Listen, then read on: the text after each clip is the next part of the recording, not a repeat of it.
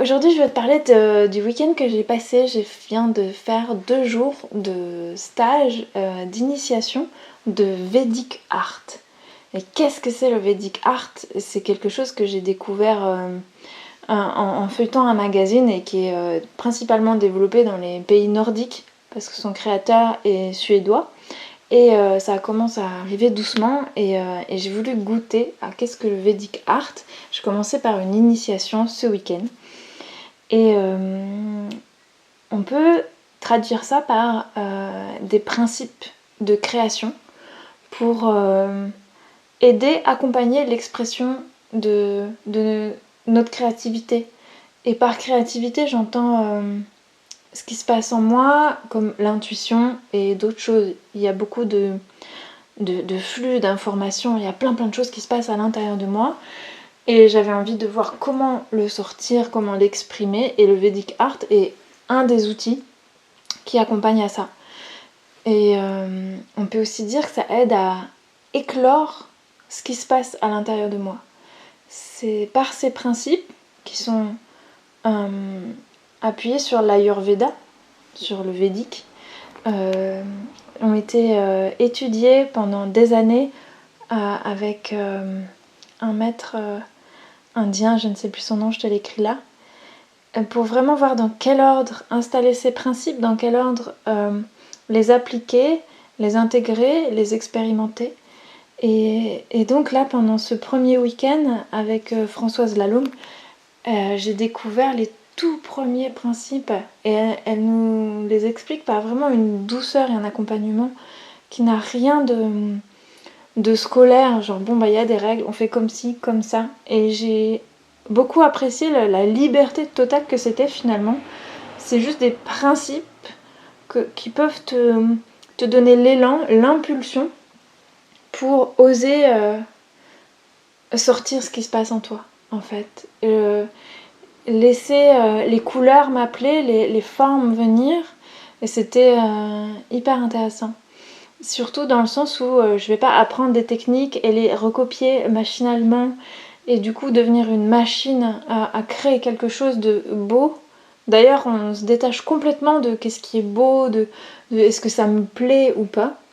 Et ça, c'était le plus dur pour moi, c'est d'accepter que quelque part je fais quelque chose, que ce soit une couleur, une forme, peu importe, et arrêter mon mental de me dire mais c'est nul ce que t'es en train de faire, mais c'est complètement ridicule, arrête, pas ça, on sait bien que le jaune ça va pas avec le violet ou j'en sais rien. Ça c'est des règles que j'ai essayé d'apprendre et que là on essaye de tout oublier, genre le vide total.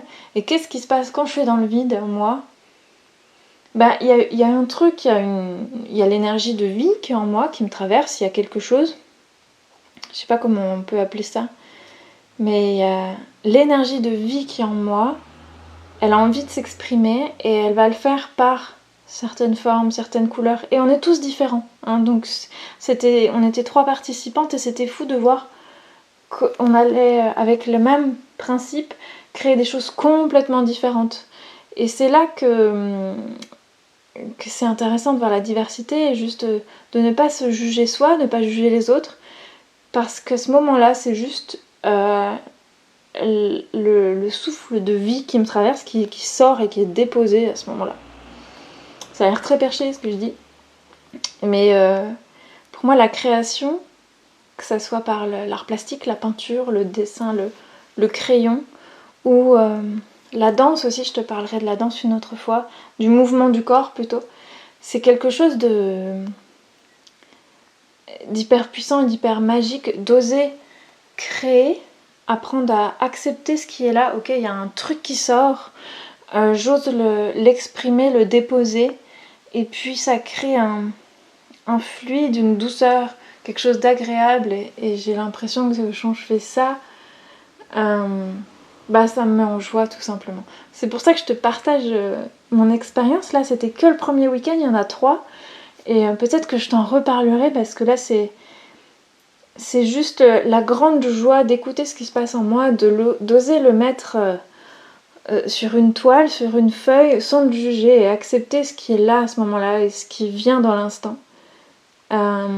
C'est fantastique. Et je sais que je vais continuer cette méthode Je vais faire plusieurs stages. J'ai très envie d'aller en Suède pour continuer, voir le lieu où ça a été créé et vraiment la source même de ce processus, de ce principe.